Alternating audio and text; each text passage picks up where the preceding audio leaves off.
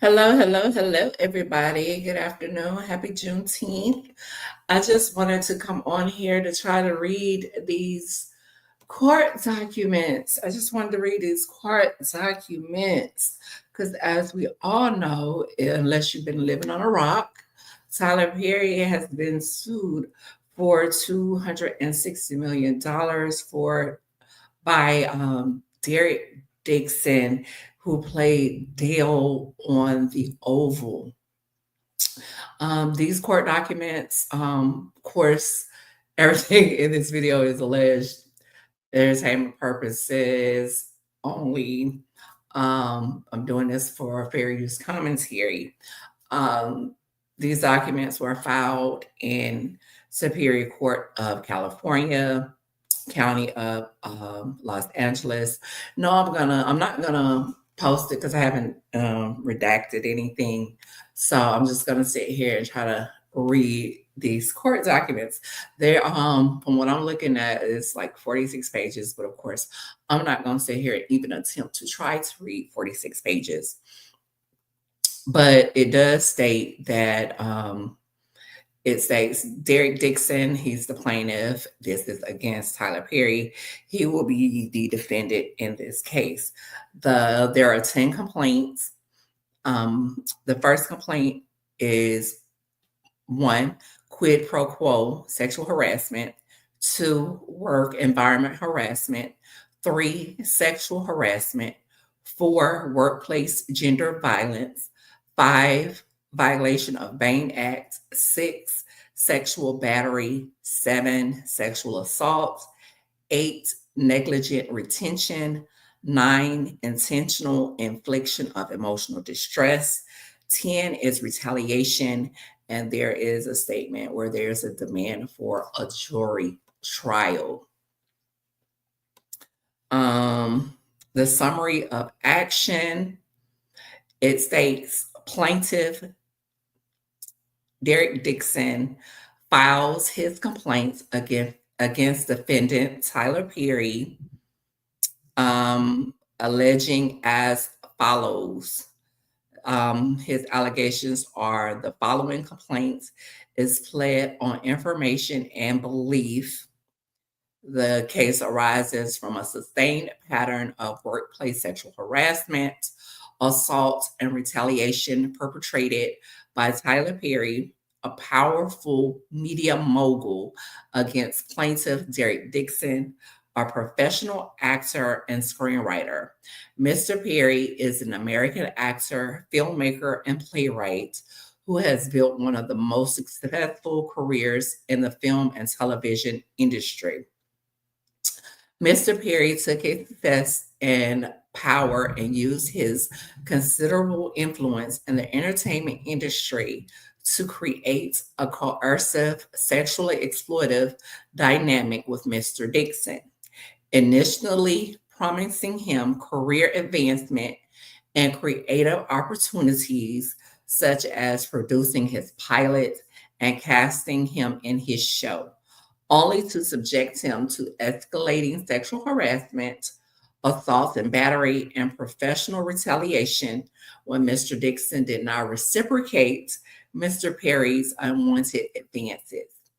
These events occurred while Mr. Perry was employed as a series regular on the Tyler Perry show, The Oval, and while Mr. Perry held direct control over his employment, compensation, and creative opportunities. Tyler Perry rose against all odds to become one of the most powerful figures in the entertainment industry. His success story, once a symbol of perseverance and self-made achievement, has now become a cautionary tale of how unchecked power, wealth, and influence can corrupt those who attain it. Among other contracts, Perry received a lucrative multi-year partnership with the Oprah Winfrey Network, and his net worth tops 1.36 billion.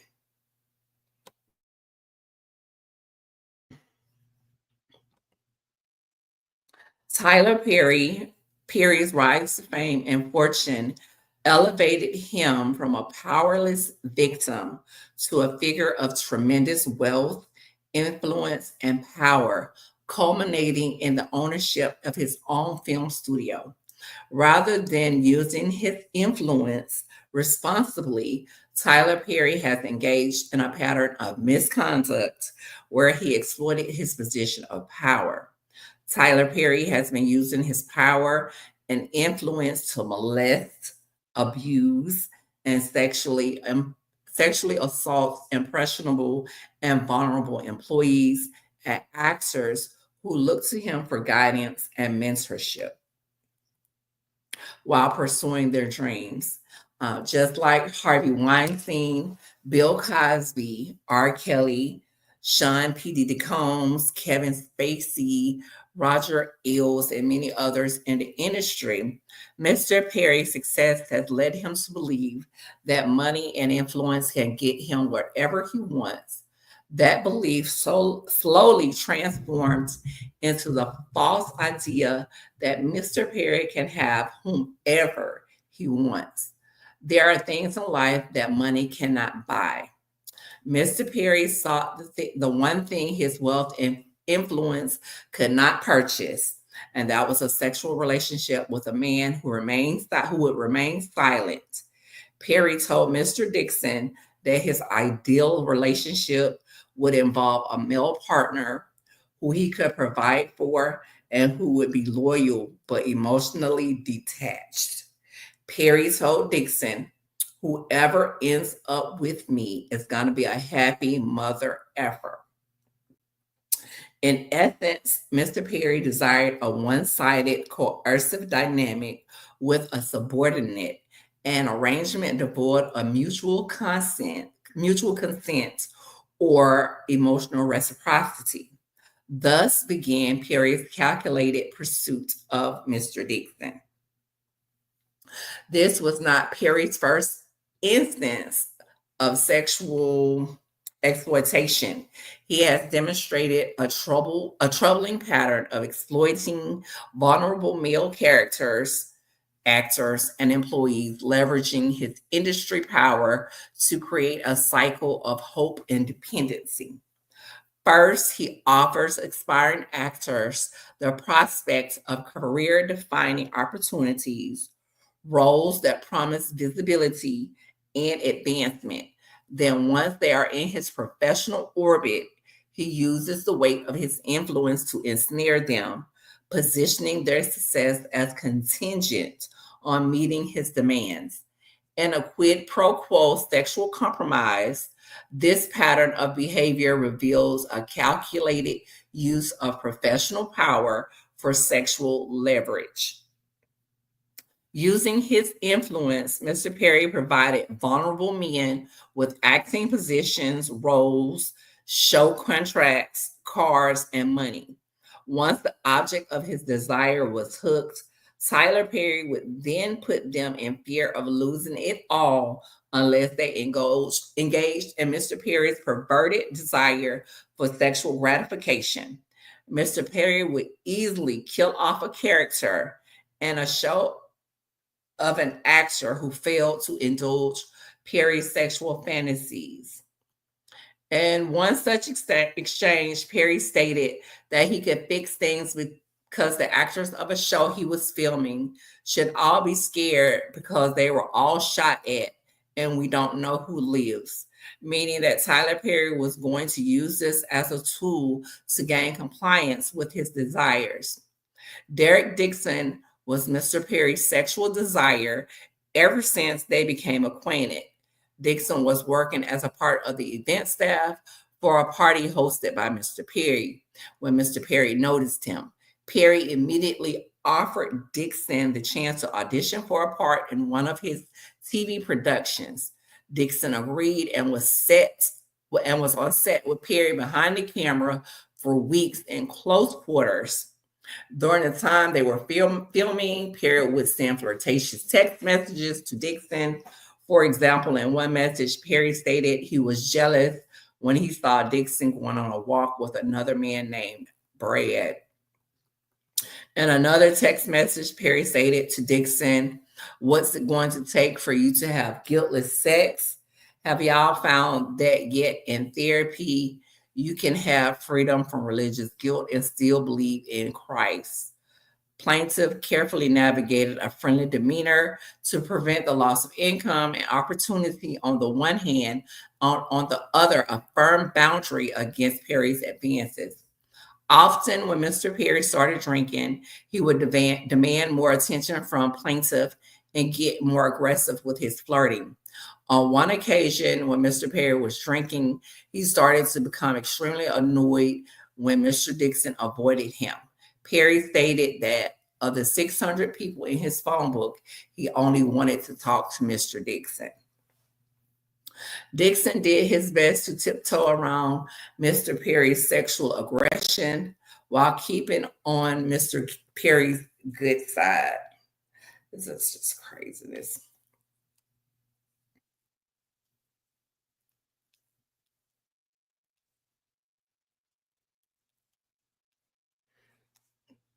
Let's see.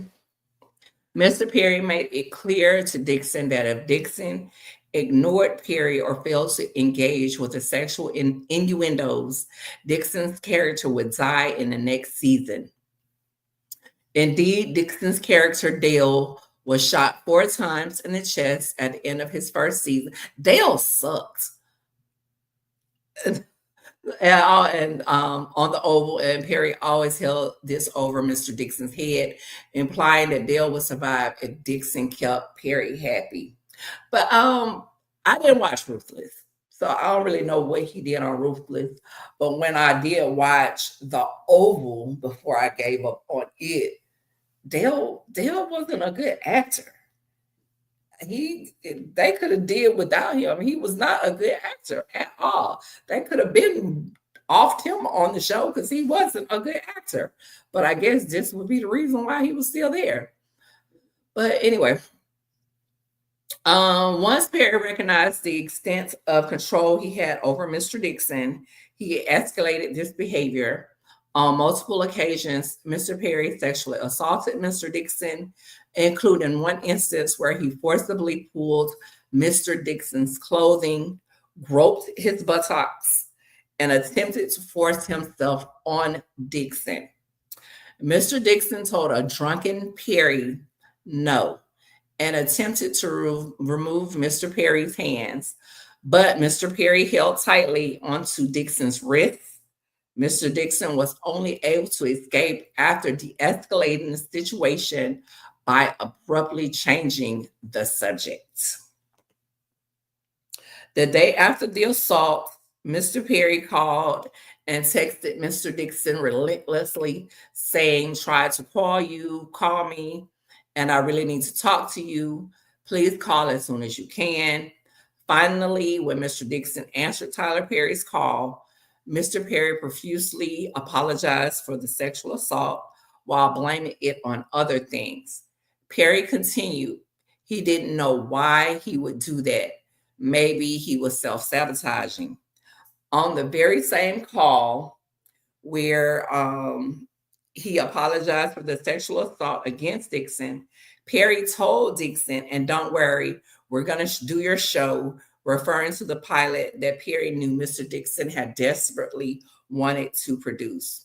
Shortly thereafter, Mr. Dixon got a call from Perry's lawyer saying that Christmas had come early and Dixon was getting a substantial raise and the show was greenlit.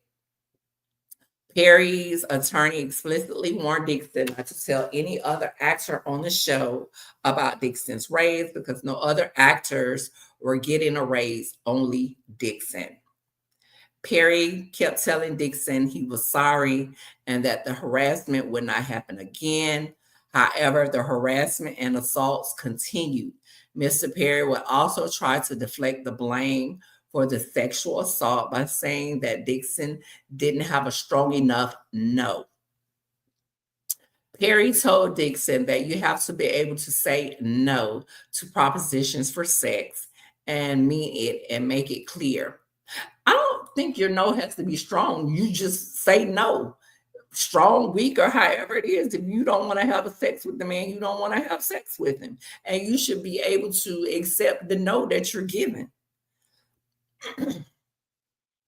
Dixon didn't know how to answer without facing retaliation, cancellation of his production contract, or perhaps being killed off the show. So instead, Dixon made a joke out of the situation, stating, "I'll only say yes to sex if it gets me an Oscar." In response, Tyler Perry stated, "The only one who could have gotten that Oscar for you through sex is in prison." I wonder who that is. So just stick to the no, unless you are really into him.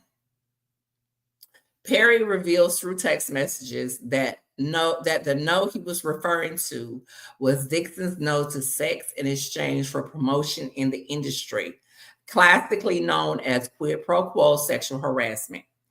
Perry sent this message to Dixon because that is exactly what Tyler Perry was doing. At some point, Dixon left Atlanta and moved to Santa Monica to create distance from Tyler Perry. However, even at long distances, Mr. Perry continued to sexually harass Mr. Dixon. Okay, this is talking about the parties. We're going to skip over that. We're going to go down to, well, there's venue in this jurisdiction. We're going to skip over that. We're going to go down here to where it says factual allegations. And the factual allegations, it states that in or around September 2019, plaintiff worked for an event company called Legendary Events in Atlanta that was hired to organize the defendant's Perry's studio opening party. Plaintiff was recruited by Tony Conway, the owner of Legendary Events and close friend of Tyler Perry. Mr. Conway decided to place Dixon directly in a role at a party that required frequent conversations with Tyler Perry. Defendant Perry picked plaintiff out of a crowd of employees present at the party and began asking plaintiff questions about his employment status and whether plaintiff was an actor.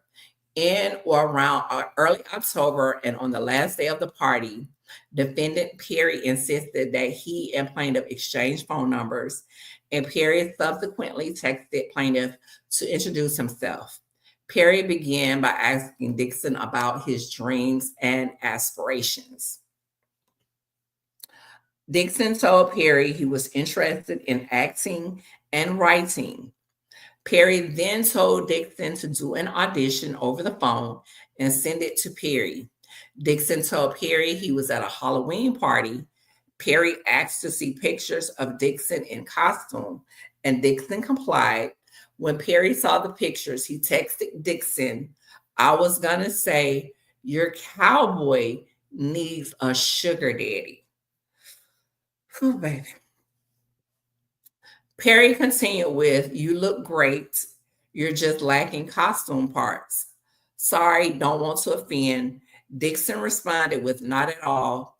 It's so true. Half-ass costume." To which Perry replied, "What's true? Cowboy needs a sugar daddy?" Implying that Perry would want it to be Dixon's sugar daddy.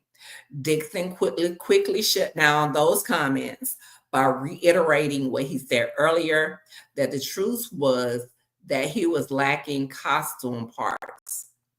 Shortly thereafter, Dixon's boss at Legendary Events called Dixon and told him that Tyler Perry was having another event in LA and specifically wanted Mr. Dixon to fly from Atlanta to LA to work on the event. Excited for the opportunity to fly to LA, Dixon was flattered and jumped on the opportunity to meet Tyler Perry again. But if Tyler Perry is already flirting and saying stuff to you that he shouldn't be saying, why are you so excited about meeting him again?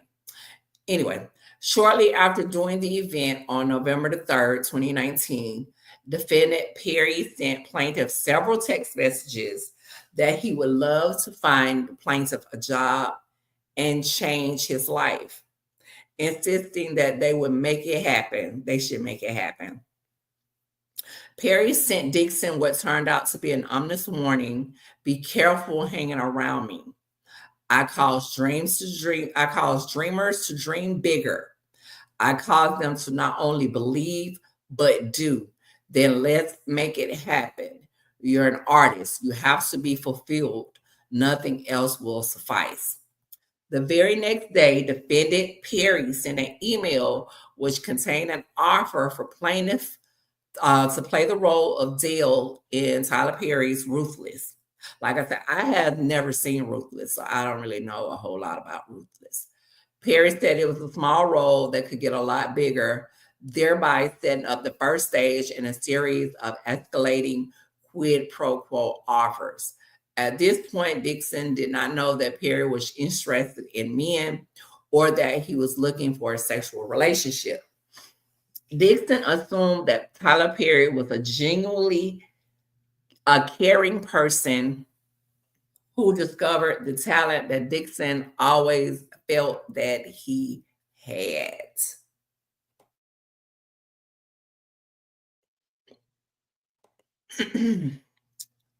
Dixon filmed his roles in Ruthless in mid November and went back to his job as an event staff for Legendary Events. Approximately 1 month later, Perry bought and gave Dixon a new car because he hated Dixon's Jeep. Dixon was surprised and elated. Dixon had no idea that he was being set up by Perry for extreme dependence.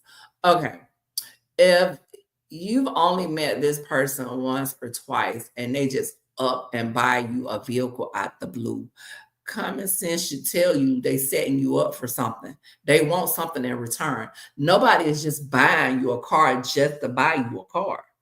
They gonna want something in return, especially if you hadn't done nothing for them either. They gonna want something. In December of 2019, Dixon was requested to be part of the event staff at yet another event at Perry's home in Jackson Hole, Wyoming. After that event, Perry started frequently sending text messages, making phone calls, and demanding that Dixon give Perry some attention. On New Year's Eve 2019, Tyler Perry texted Dixon, I can't tell you the last time I pumped gas or went to the supermarket or fly commercial or packed a bag or had good sex. It was before I was rich. Mm-hmm. Dixon found these messages to be strange and untowardly coming from someone like Tyler Perry. But being new to the industry, Dixon played along by downplaying the sexual comments and hoping that being around Perry would allow him to showcase his talents as an actor and writer. Soon after, Dixon began giving Perry more attention. Perry made his move on Dixon. In January of 2020, a few months after his first acting gig, Perry invited plaintiff to his home in Douglasville County, Georgia. Plaintiff showed up to the home hoping that he would be given a chance to befriend Perry and show him how talented an actor Dixon was. At Perry's home, Dixon was served many alcoholic drinks, which Perry also partook in. Dixon felt that Perry was genuinely interested in Dixon's talents as an actor and writer. Perry made no sexual advance at Dixon while they were drinking, and the conversation was friendly. At the end of the night, Perry told Dixon not to drive home. Perry said it was dangerous and that Dixon was too inebriated to drive home. Dixon agreed and was escorted to a separate guest room, not knowing that this was a ruse to allow Perry to assault Dixon. Dixon was tired and did not have pajamas, so he got into bed only wearing underwear. Before he knew what was happening, Dixon felt someone slip into bed behind him and start rubbing Dixon's body around his inner thigh in a highly suggestive manner. Dixon turned and saw that Tyler Perry was in bed with him. And at this point, Dixon's stomach started to turn. Well, Dixon, your stomach shouldn't have been turning. You should have been beating Tyler on his face. Should have been punching him in his face, but it should have been whooping his head. He's just getting in the bed with you and your stomach turning. You're supposed to start beating his ass and defend yourself. But he began to feel nauseous. Instinctively, Dixon jumped out of bed and told Tyler that he wasn't that sexual. Tyler Perry ignored the comments and told Dixon to turn around so Perry could see him naked in his underwear. Oh, no, man. No, ma'am. No, ma'am. No, ma'am. But Tyler would have got punched in his face. Perry then commented on how beautiful Dixon's body was. Eh? Anyway, because I'm trying to gauge this beautiful body based off of what I've seen on the show, and it's but everybody's different. People like what they like, I guess. Dixon once again told Perry that he was not into sex. Dixon kept informing Perry that he was not into sex in order to keep Perry at bay, while at the same time not insulting the person who was dangling his career in front of him. At this point, I would be like, fuck a career. No. You wasn't a good actor anyway. You dealing with all this and you ain't the best. Man, fuck actor and Tyler Perry. What? In response to Dixon's frequent assertions that Dixon was not into sex, Perry started prying further. Perry would send Dixon a text message saying, I would hope that you will let someone hold you and make love to you. You are missing the best years of your life, my friend. Trust me, I hope you get past that blocking your mind soon. Perry was implying that Dixon would hopefully get past the blocking his mind and would let Tyler Perry make love to him. Whew. After that assault in January, Dixon felt betrayed. I don't know why you just not feeling betrayed. You should have been felt betrayed. Perry continued to call or text Dixon every day, asking to talk to him more. Dixon ignored Perry, which led Perry to text him, Derek, why don't you text me more? The more Dixon ignored Perry, the more aggressive Perry became, until finally Perry offered Dixon a part in a show called The Oval. Dixon was intrigued and was hoping that this would be the big break that he was looking for and a chance for him to display his acting talent. I ain't no acting talent. On February the 11th, 2020, Perry told Dixon to quit his job at Legendary Events and come work exclusively for Perry. Perry was not able to control Dixon so long as he had secondary income that was providing for his basic needs. Once Dixon quit his job due to his role on The Oval, Perry started getting more and more personal with Dixon, knowing that Dixon was now under his control. Perry would often say things like, I give and give and give, and no one ever does anything for me in return. No one ever gives me what I want or what I need, implying that Dixon was not giving him sex.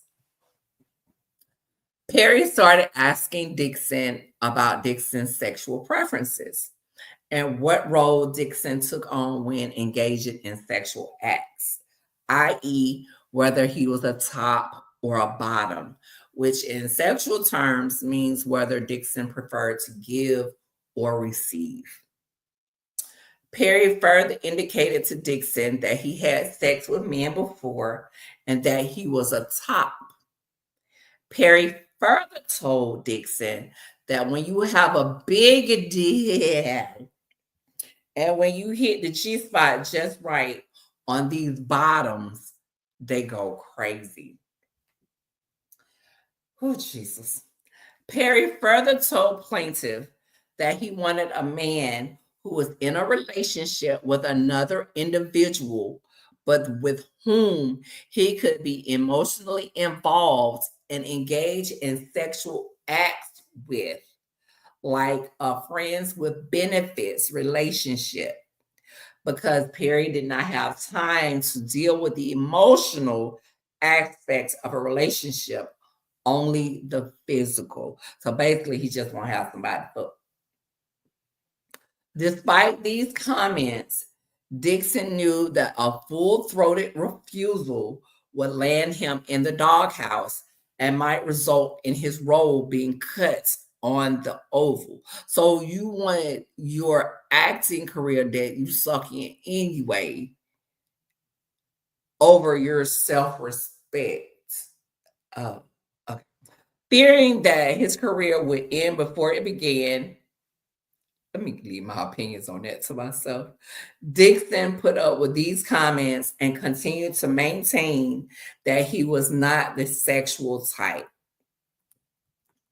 On or around March of 2020, Dixon received the script for The Oval. He was written in as a season regular and therefore expected to quit his job with Legendary Events. Dixon's character was written as a gay, homeless, and desperate store clerk who had to sleep with one of the other characters for a place to stay. More importantly, at the end of the season, his character would be shot 4 times in the chest. Dixon felt that this was a way for Perry to test Dixon out for a year and see if he would be loyal to Perry.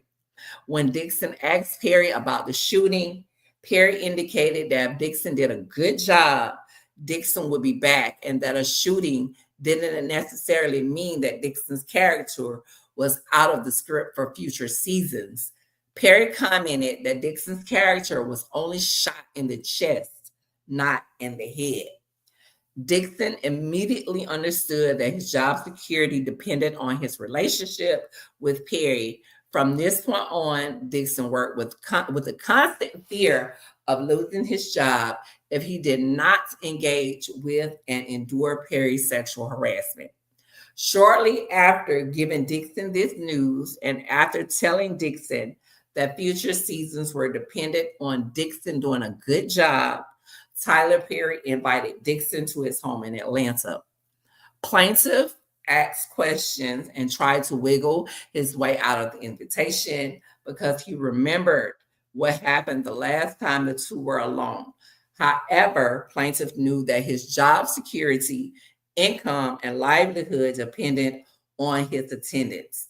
Plaintiff had seen other employees of Perry's who had experienced sudden deaths on the show when they fell on Perry's bad side. In fact, Perry made it clear to Dixon that he would often kill characters in order to get an actor to be loyal or obedient. When Dixon arrived at the house, Tyler Perry gave Dixon a warm welcome and was very friendly. Soon after, Tyler Perry started asking Dixon a slew of sexually charged questions, even asking if Dixon liked it rough in bed. Perry then physically reached out and violently grabbed Dixon's throat, attempting to physically choke, and remarked, "Wow, look how excited you just got. You do like that." Dixon was horrified, shocked, and in a panic. Dixon never thought that Tyler Perry could get so violent and would place his hand on Dixon's throat in a sexually aggressive manner. Dixon did not enjoy or consent to any of this conduct. Dixon was in shock and took steps to immediately de-escalate the situation. Due to the onset of the COVID-19 pandemic in March 2020, filming for The Oval was postponed indefinitely.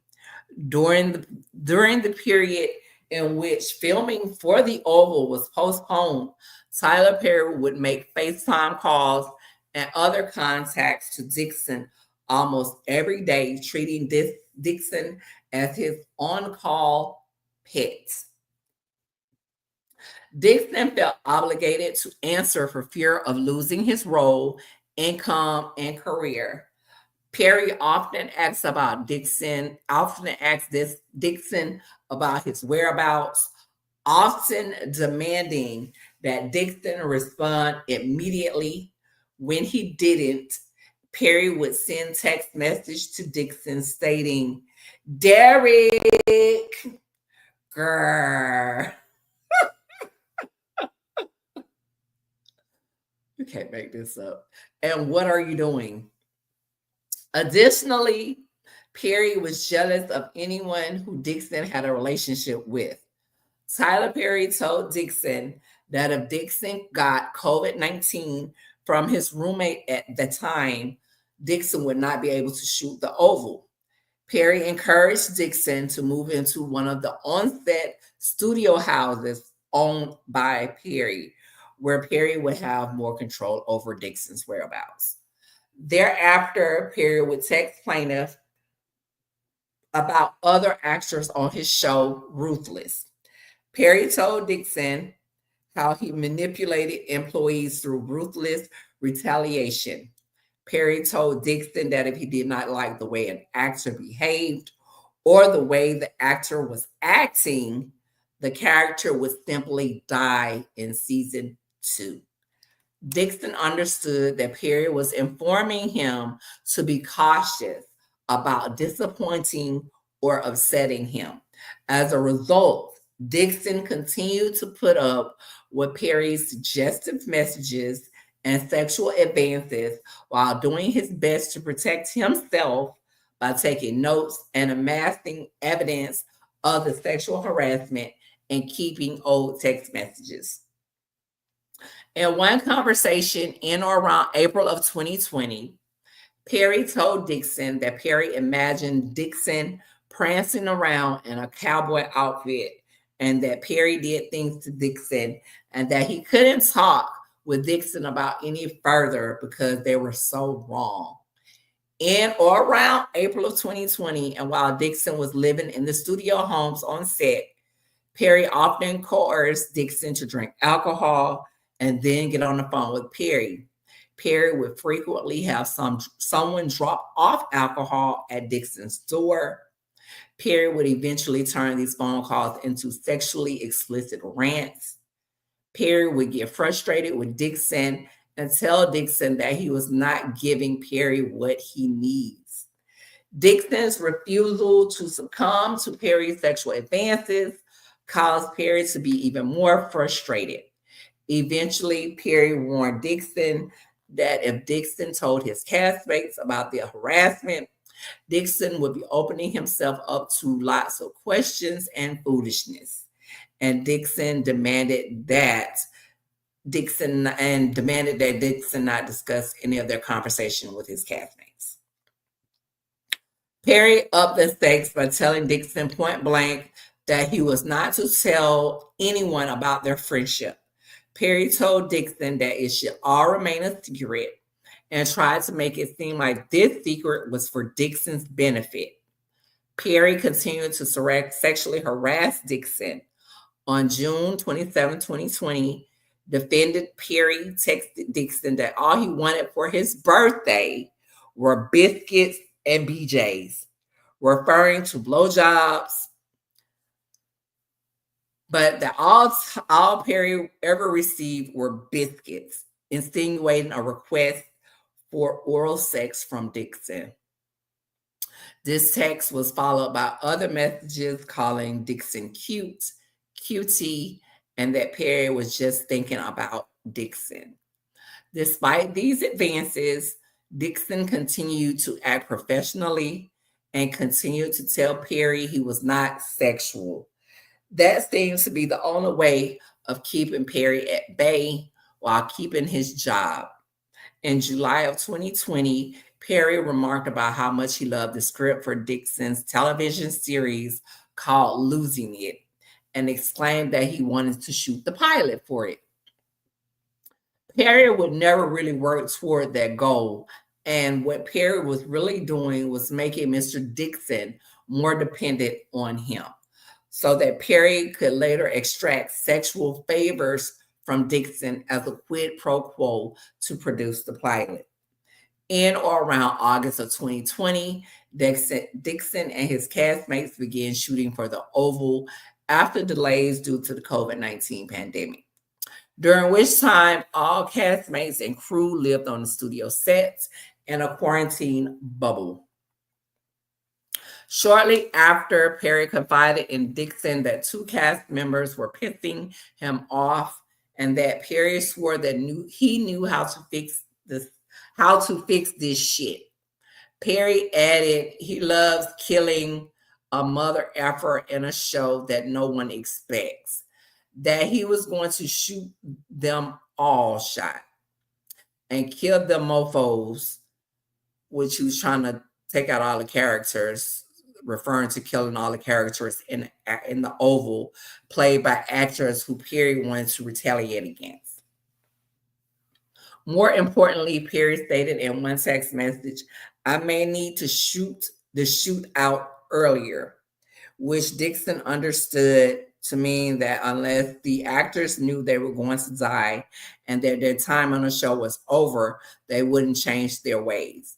Perry was going to film the shootout early so that actors would be more submissive to Perry's requests. Perry intentionally made comments to instill fear in Dixon. Mr. Dixon knew that he too would lose his job if Dixon did not play ball with Perry's sexual harassment. This is what Perry had been setting up. Dixon was now fully reliant on Perry for his income, hope, and future aspirations.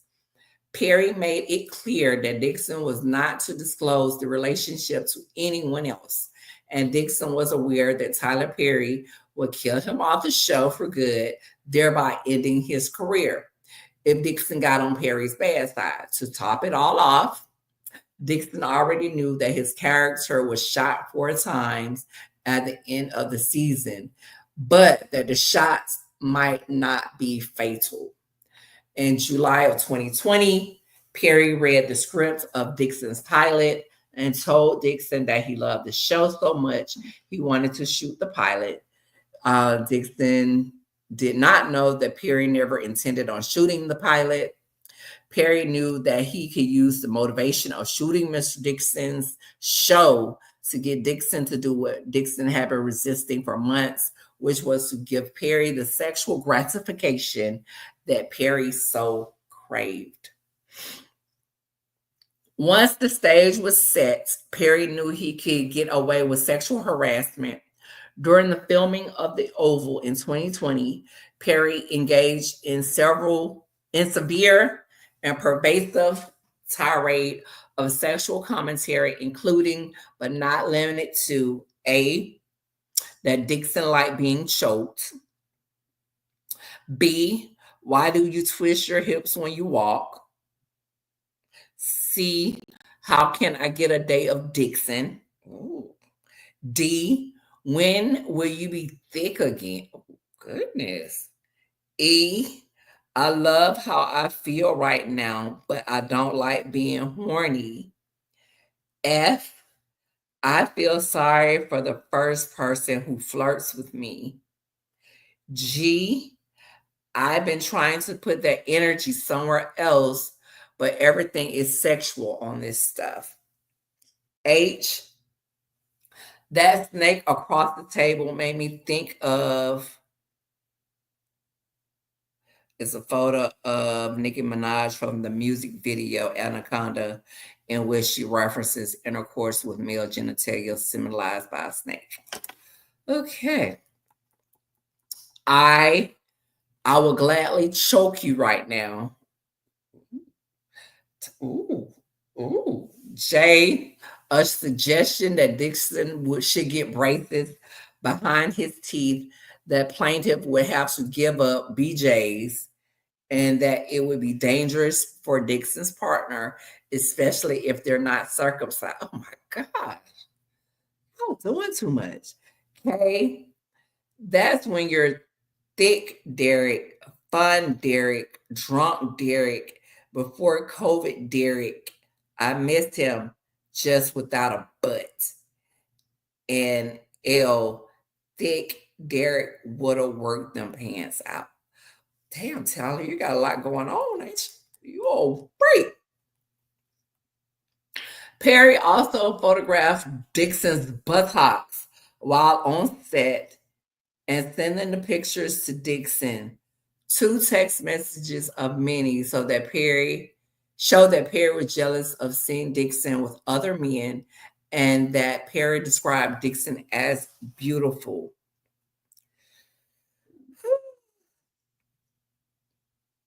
This series of comments and other unwanted sexual references made Dixon highly uncomfortable. Hell, they making me uncomfortable, and I'm just reading the documents. Dixon was caught in a bind. He could not complain to anyone in HR.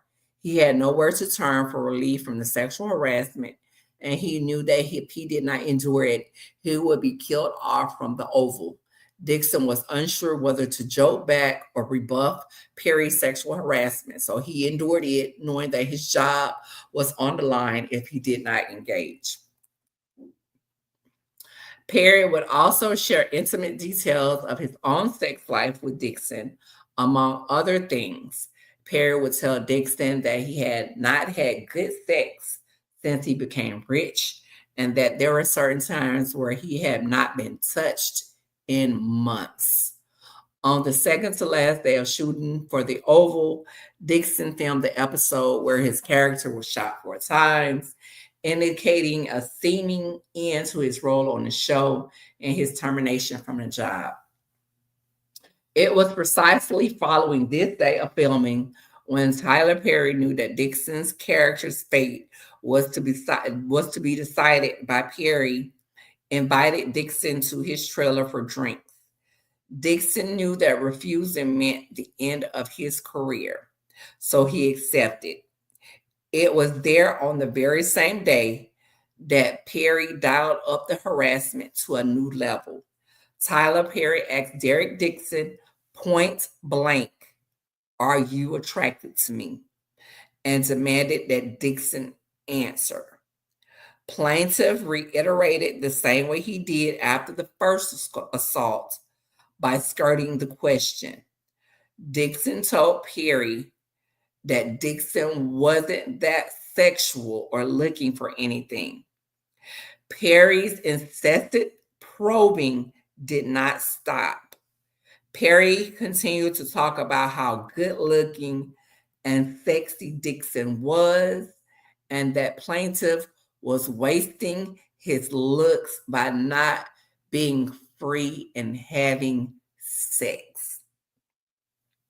Dixon repeatedly deflected these comments with neutral answers, constantly looking for ways to avoid Tyler Perry's sexual interrogation while continuing to worry about his future on the Oval. Mr. Perry was testing how far he could go. After enduring the harassment and doing his best to dodge the situation, Mr. Dixon got up and the two exchanged goodbyes. As Dixon was leaving Perry's trailer, Perry got up and pinned Dixon against the wall. Perry began aggressively groping Dixon's buttocks in a sexual motion. Tyler Perry began reaching down toward Dixon's buttocks and groped Dixon's butt in a strong and sexual manner that could not have been a mere accident. Dixon stood frozen in horror and could not reciprocate or fight back. Should have knocked the fuck out of Tyler. What is wrong with you? You better knock if you buck. Shit. And evidently Tyler Perry bucking, so you should have been knocking. All Dixon could do was let his body go cold and limp. Seeing that Dixon had no desire in Perry, Perry told Dixon that he was drunk and asked Dixon to leave the trailer. As soon as Derek Dixon left the trailer, following Perry's violent assault, Dixon became severely nauseous and extremely anxious about his job, career, and livelihood. Dixon felt trapped within the confines of the studio's quarantine bubble. There was still another shoot the next day. Dixon called his friend Justin Bryant on the phone and told him everything that happened and was unaware of any human resource representatives to whom he could report the assault. Plaintiff had no one to turn to and nowhere to go to save him from Perry's aggressive sexual harassment and exploitation. The next day, Perry acted like nothing had happened, and this time he did not even offer Mr. Dixon an apology. Following this exchange, Dixon began to avoid Perry as much as possible. However, Dixon still felt the need to answer Perry's incessant text messages, so he changed his approach. Dixon often pretended to be asleep to avoid being harassed by Perry. However, Perry persisted by texting Dixon the following messages: A, are you awake? B, stop ignoring me. C, you are awake, Derek. D, and this is like all capitalized, wake up. I know you're not sleeping. And E, give me attention. Fix it. In or around early October of 2020, Perry invited Dixon and other actors from the Oval on a cash trip to Perry's personal island in the Bahamas. Dixon knew, as did everyone else on the show, that declining to go on this trip might cause Perry to erase you from the show. Dixon agreed to go, knowing that the whole cast was going to be there. One night, while in the Perry's private island in the Bahamas, the cast was having a party. At the end of the night, Perry told Dixon that he wanted to talk to him. Dixon was caught off guard. Perry made alcoholic drinks and forced Dixon to drink with him. Dixon knew that he could not refuse the drinks, otherwise he would risk upsetting Mr. Perry. Instead, Dixon tried to stay in control and sipped drinks slowly. Tyler did not control himself. He drank until it was clear that the alcohol had made him bold and sexually aggressive. Perry told Dixon that he wanted a relationship with someone who could be emotionally and sexually available to him, but would also be permissive of Perry having his own relationship with someone else. Perry said he could see him having that type of relationship with Dixon. Perry insisted that Dixon needed to be with someone rich because Dixon liked nice things. Perry told Dixon that he was watching all the cast as they laid out in the sun with tanning oil.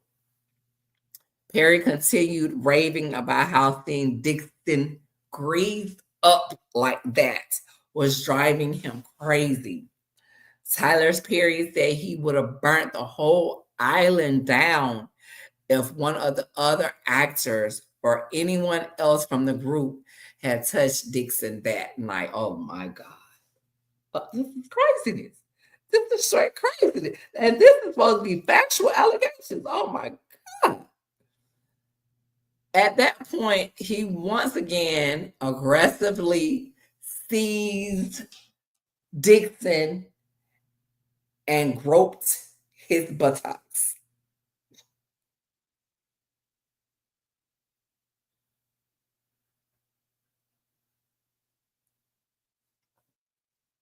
I'm sorry, y'all. Okay. Crazy. Dixon once again did not reciprocate and froze up. Perry got the message and told Dixon to go to bed. Dixon was terrified and could barely sleep. From that moment on, Perry became extremely frustrated and possessive. Perry wanted desperately for Dixon to be attracted to him, but Dixon was not. In one exchange, Perry sent pictures of himself from the Bahamas to Dixon. Dixon responded that the water looked nice. Perry got upset that Dixon did not see the stud in the picture and instead focused on the water. Perry called Dixon an asshole for laughing out loud at Perry's desire for Dixon to call him a stud. Whew. On or around October the 18th, 2020, and following Dixon's return from the Bahamas, Perry told Dixon that he was jealous that Dixon was giving too much attention to other men. Perry stated that Dixon was being too much of a social butterfly and he would need Dixon to sit still this week, further attempting to exercise his influence over Dixon's interaction with other men. Perry continued to wield his position as Dixon's boss, demanding sexual attention in exchange for his continued employment. These text messages were followed by others to Dixon like, Derek, don't you dare ignore me. I deserve better. I deserve attention all the time. Dixon, out of fear for the unknown future of his career, continued to give Perry the social attention he demanded, even though Dixon would constantly get sexually harassed. On several occasions, Perry would text Dixon while drunk. In one exchange, Perry told Dixon, "You know what I cook, Derek," and then proceeds to say, "I'm so drunk, talking shit." In December of 2020, Dixon began feeling depleted due to Perry's continued pattern of sexual harassment. The assaults and harassment began manifesting in his physical health, and Mr. Dixon had no one to turn to. Dixon visited a physician who indicated that Dixon exhibited severe symptoms of acute stress, insomnia, stomach issues, and dangerously low cortisol levels due to the sexual harassment and assault. The physician prescribed Zoloft, an antidepressant, for Dixon's ailments. The sexual harassment continued through the beginning of 2021. Perry continued sending Dixon unsolicited photos of Dixon's body from the set of the Oval with comments such as, A, "Oh my God, look at thick Derek, thick." B, "No, the weight difference, I can do see it." C, "Thick Derek, okay, good." D, "Nope, I can't deal with thick Derek, LOL." E, "What's it going to take for you to have guiltless sex? Have you found that yet in therapy?" F, "What's your waist? I'm so glad thick Derek is back with us." G, break out in ass and thighs." H, "You home. I don't want you out with your friends drinking." I, "You're the rose, but you are so blocked that you refuse to be smelt or open." What the hell? Whew. J, "When you finally are able to unlock your mind, you're going to make that person crazy. Crazy in a good way." K, "Have you been intimate with someone?" L, "Why did that photo make me jealous?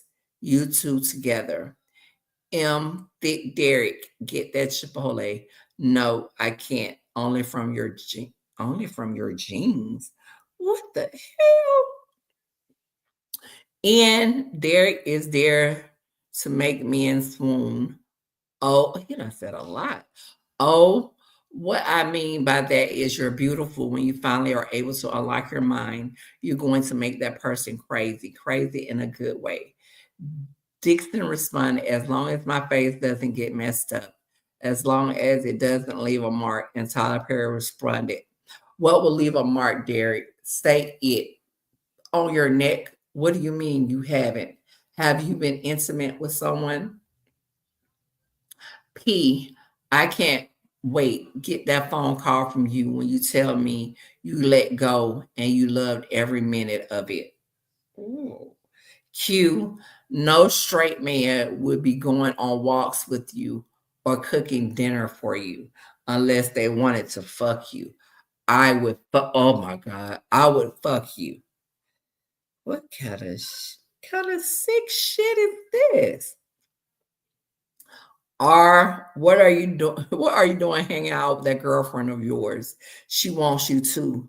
Everyone wants to fuck Jacob."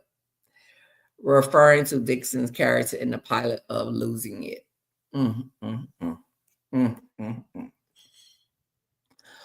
Whew. After several weeks of unreciprocated sexual innuendos and demands for attention, Perry lashed out at Dixon on set and asked if he needed to punch Dixon in the stomach for Dixon to act the way Perry envisioned in a scene. This exchange was highly tense, and Perry's reaction stunned several cast members. Actors on set consoled Dixon for the abrasive interaction, confused as to why Perry overacted in such a manner. But Dixon knew that Perry was lashing out due to his frustration at the lack of attention Dixon was giving him. On or around June 4th, 2021, Perry invited Dixon to his house to spend some time together and discuss the pilot of Losing It. Although Dixon hesitated, he feared the consequences of disappointing Perry and believed once Losing It was a big show, he would be freed from under the clutches of Perry. During this visit, Perry made several alcoholic beverages for himself and demanded to know why Dixon was not having sex with anyone. Perry probed further about Dixon's sex life, insisting that the two were becoming increasingly drunk and it was time to end the night. Perry then led Dixon to a guest house where a guest bedroom was. Dixon would be staying there that night. Inside the guest bedroom, Perry motioned to Dixon to come see a weight monitor that he had. Perry told Dixon that for the monitor to work, Dixon would need to step on the monitor wearing only his underwear and push Dixon to try it out.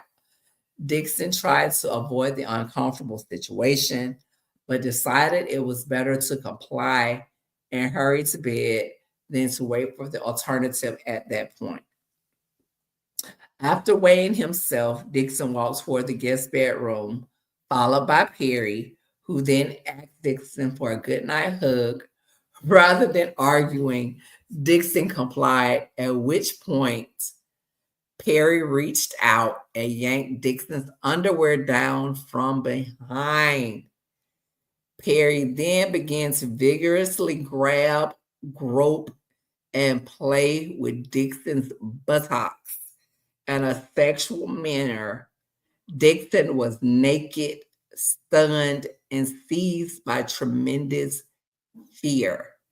Dixon started to tell Perry that he did not want his underwear down, that Dixon didn't want to be naked, and Dixon didn't want this.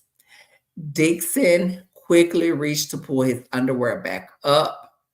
As soon as he did, Perry grabbed Dixon's arm with a tight grip and held fast. Tyler Perry told Derek Dixon to relax and to just let it happen, and that Perry wasn't going to hurt him. Perry continued to sexually grope Dixon's buttocks.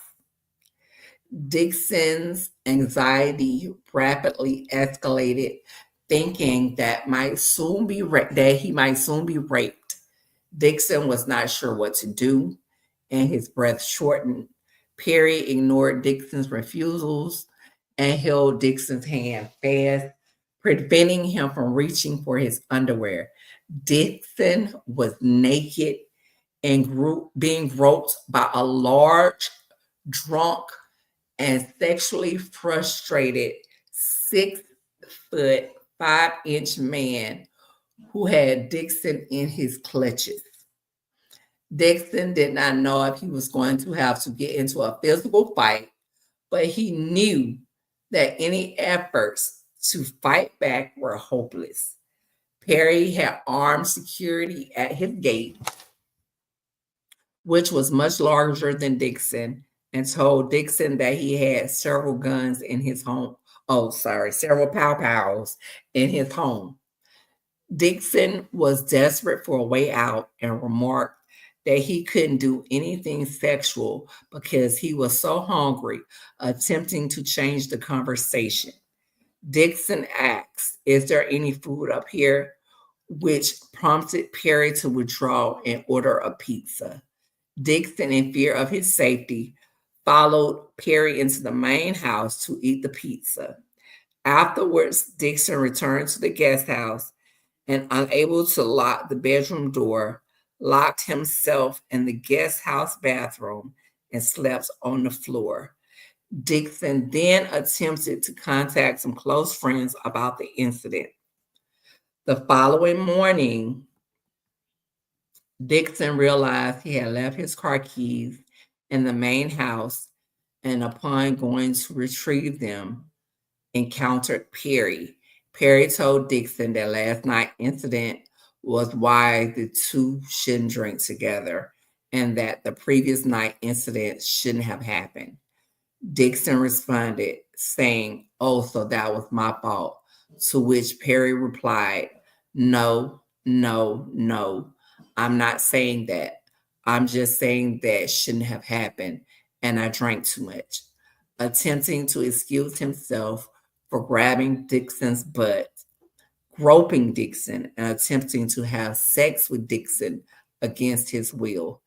At this point, Dixon left Perry's home uncontrollably shaking and contacted his close friends to discuss the unspeakable horror from the night before. For the next several days until June 6, 2021, Perry texted and called Dixon incessantly with messages asking Dixon to call him or answer his calls. Finally, Dixon answered, at which point Perry began to apologize, blaming the testosterone supplements he was taking at the time. Perry had confided in Dixon about these supplements in past messages and decided to use them as a scapegoat for his actions. Dixon emphasized that he was not okay with what happened and that he had never asked Perry for anything, to which Perry replied, "I know. That's why I like you." Perry further attempted to rectify his misconduct by inviting Dixon on a yacht trip and telling Dixon that Perry was for sure going to make Dixon's pilot. Dixon realized that Perry was offering to make losing it to effectively silence Dixon. Perry sent a text message trying to arrange for Dixon to come on his yacht with another person so that Dixon would feel more comfortable. Dixon responded that he would not board the yacht and refused Perry's invitation. After Dixon refused to go on the yacht, Perry did not text Dixon for 5 months. Sensing that Dixon was upset, Perry called Dixon once to update him that Perry was looking for a director for the pilot. During this 5 month period, Dixon was regularly in therapy. He suffered from severe depression, anxiety, stomach pains, and nausea, resulting in a new prescription for another antidepressant. Dixon was diagnosed with post traumatic stress disorder, and his therapist recommended that he seek outpatient treatment, costing upwards of $20,000, a price too high for Dixon at that time. During that time, Dixon began speaking with people about the sexual assault and was assessing his rights. As soon as Perry realized that Dixon was done talking to him, Dixon got a message from Perry's fixers. Perry's fixers contact Dixon indicating Dixon's character in the Oval, the one who was shot, would be returning with a new storyline next season. And Dixon was receiving a graduated raise from 10,000 per episode to 16,000 per episode that would continue to increase to upwards of 19,000 per episode over the coming seasons. The attorney said that Christmas came early for Dixon because he was doing a good job on the Oval. What the hell was he doing on the Oval? Because he wasn't doing no good job. Anyway, However, they also told Dixon he was forbidden from letting his castmates know about the raise because nobody other than him would receive a similar pay increase. Lastly, the fixers told Dixon that Perry wanted to buy the right to produce the pilot of Losing It and planned to spend up to $1 million producing the pilot. Dixon immediately knew why he was getting the raise and why the pilot was being produced. He knew he could keep the money in the job or complain about the sexual harassment, but not both. The situation facing Dixon presented a challenging decision that left him unable to take any action or make any decision. The prospect of the sexual assault and harassment becoming public and dealing with Perry's highly paid attorneys was daunting. Perry had significant resources, whereas Dixon did not. Dixon's goal of working as an actor and being discovered for his talents might be jeopardized. In what was an extremely difficult decision, Dixon to bowed to the pressure and fear of losing his livelihood and in hopes of advancing his career. Dixon decided to return to the set and have his pilot produced. He insisted, however, and decided to put safeguards in place between himself and Perry. In or around November 2021, Dixon returned to shoot the Oval. It was then when he saw Perry for the first time in person since June of 2021 sexual assault. Dixon suffered a panic attack in his trailer, prompting another actor to calm Dixon down. Saying that Dixon was still upset, Perry knew that he had to up the ante to ensure Dixon's silence. Perry began periodically texting plaintiff regarding the production of the pilot of Losing It to string Dixon along. Soon after, Dixon received a call from a member of Perry's production team telling him that they were considering shooting Dixon's pilot in the coming fall of 2021. Dixon was desperate for this good news, given the uncertainty surrounding his finances and concern about his future. On or around March 4th, 2022, Dixon signed the literary purchase agreement for the pilot, giving the rights for the series to Defendant Tyler Perry Productions.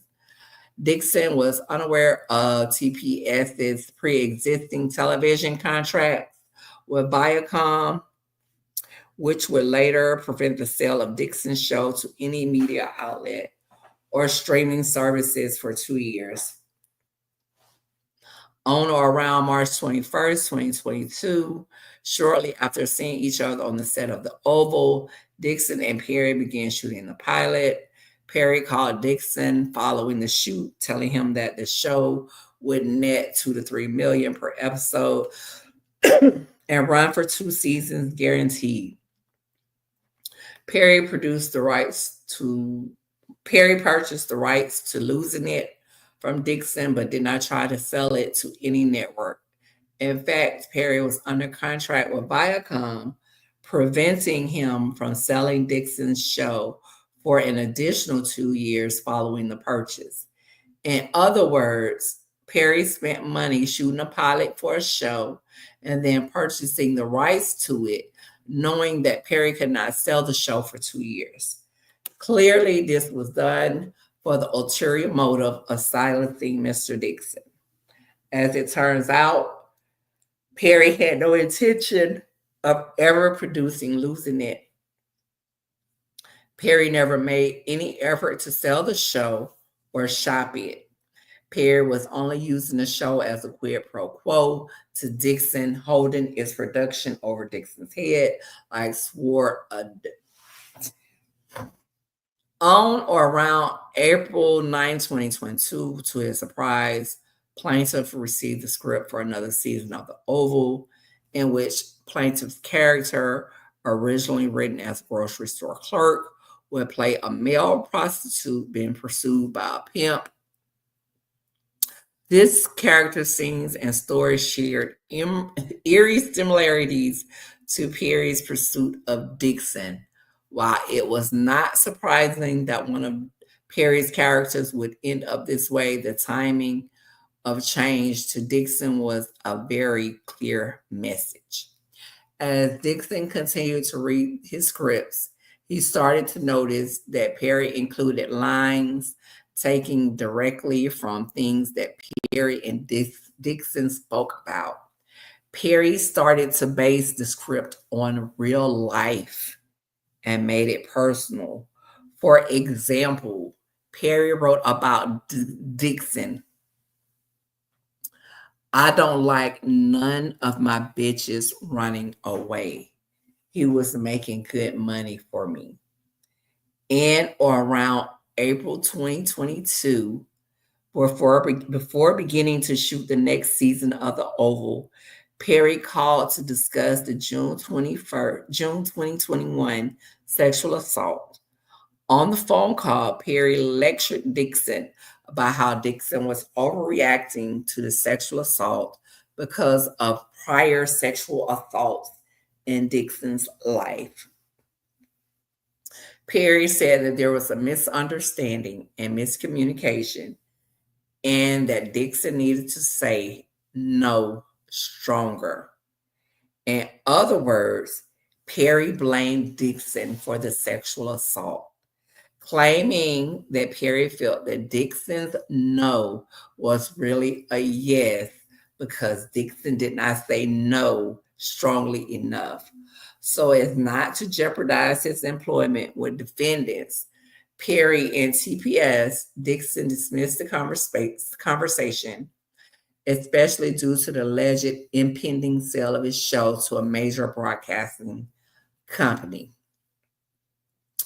On or around October 28th, 2022, after filming a full season of The Oval, Perry told Dixon that despite shooting the pilot, it would take a while to place and that Perry couldn't do any other television series until his deal was up with Viacom, which would take about 2 years. In or around January 2023, plaintiff indicated that he was moving to Santa Monica. He did so to put some distance between himself and Perry. Tyler Perry replied he was glad to hear Dixon was moving away and asked if Dixon's no was stronger before he left. Perry reiterated that Dixon should have a strong no and make it clear when he said no. This was Perry's way of once again referring to his June 2021 sexual assault of Dixon and making it clear that Perry felt no remorse for assaulting Dixon against Dixon's will. Dixon remained calm considering these triggering comments because he needed Perry to help him with his dreams of producing a show and because Dixon was still a regular actor on the Oval. Even after Dixon moved to California, the quid pro quo harassment and attempts to cover up the sexual assault by promising a show continued. Perry would call Dixon, who felt obligated to pick up Perry's phone calls and respond to text messages.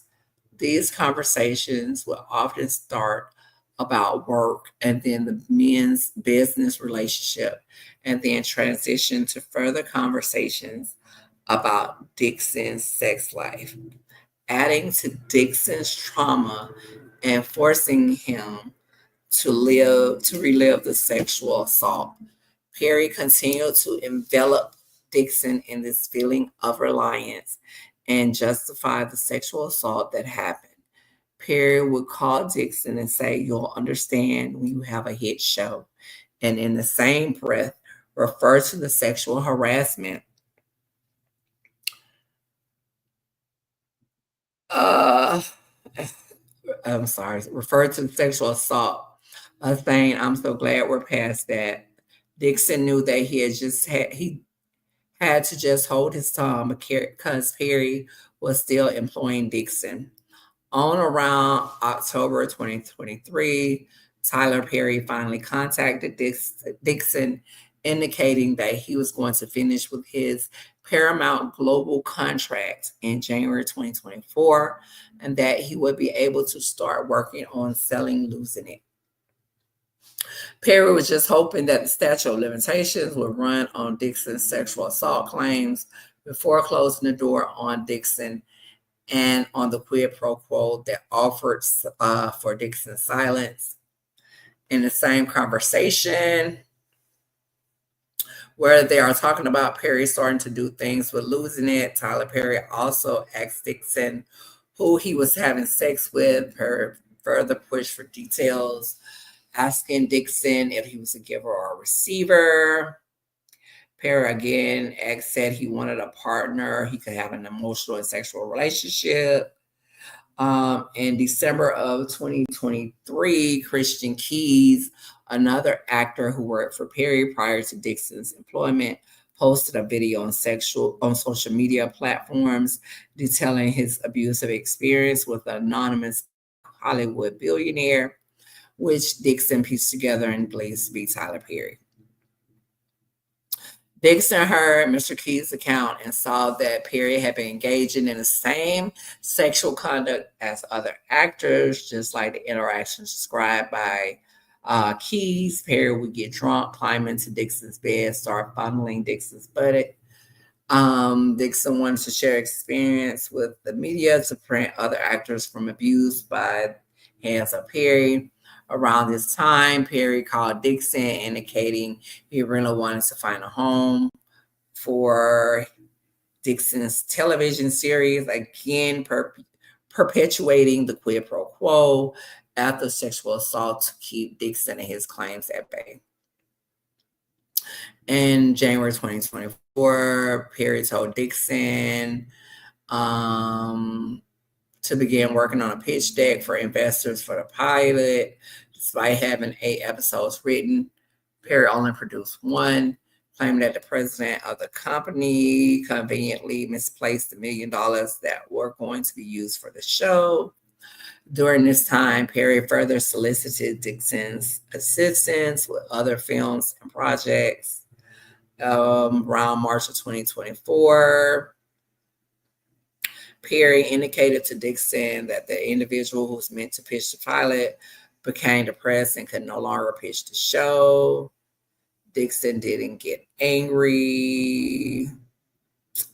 I'm skipping around now. Perry told Dixon Netflix because I'm getting tired of reading. Dixon was never contacted by any individuals from Netflix. Dixon, June 24, Dixon getting frustrated now.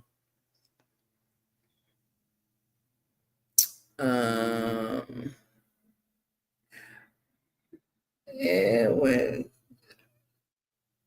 Perry only cared that people still view him as the victim he once was, even now as he took shape as the victimizer, Dixon became sick to his stomach. Rather than continue down this path, Dixon took the heroic step of reporting the sexual harassment to the EEOC. After reporting the sexual harassment, defendants did not make any investigation into the complaint and did not take any steps to prevent further harassment from occurring. Because defendant took no actions to prevent further assault or harassment, Dixon had to quit his job working on the last season of The Oval. Dixon did so even though he was under contract to finish filming and stood to make close to $400,000. Dixon did not want to be sexually harassed or be placed in danger of a sexual assault again. Defendant then retaliated against Dixon. Dixon told defendant that if he quit and told other actors why he quit, he would be in breach of his contract. Defendant told Dixon that the only way out was to portray his departure from the show as a medical leave due to the emotional distress caused by the sexual harassment. The leave of absence was to be paid medical leave. Instead, defendant made the leave of absence unpaid and therefore terminated plaintiff's employment, causing Dixon additional loss of income. And we got first cause of action. Let's see. I don't know if I want to read that. All right. Say first cause, second. What is he asking for? That's what I want to know. Got a whole lot of causes of action. Oh, these are the complaints. Emotional distress. I don't feel like going through all that. Okay. Down here, 'cause I read a lot. I'm tired of reading. How long have I been on here reading? It's an hour and a half. That's a long doggone time for me. Um, the prayer for relief is as follows. Plaintiff prays for judgment as follows.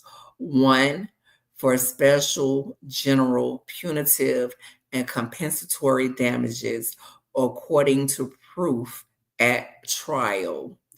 Two, for reasonable attorney fees, expert witness fees, and other litigation expenses pursuant to law. For injunctive relief where the court deems appropriate. For all other relief the court deemed appropriate and just. And five, for a total amount of damage, including punitive damages of $260 million. Course is respectfully submitted, is dated June 13th, 2025. And this is by law offices of Jonathan J. Delshad, but that's the attorney for the plaintiff. And of course, I skipped over a lot of stuff in this because I got tired of reading this, and it's a lot. But oh,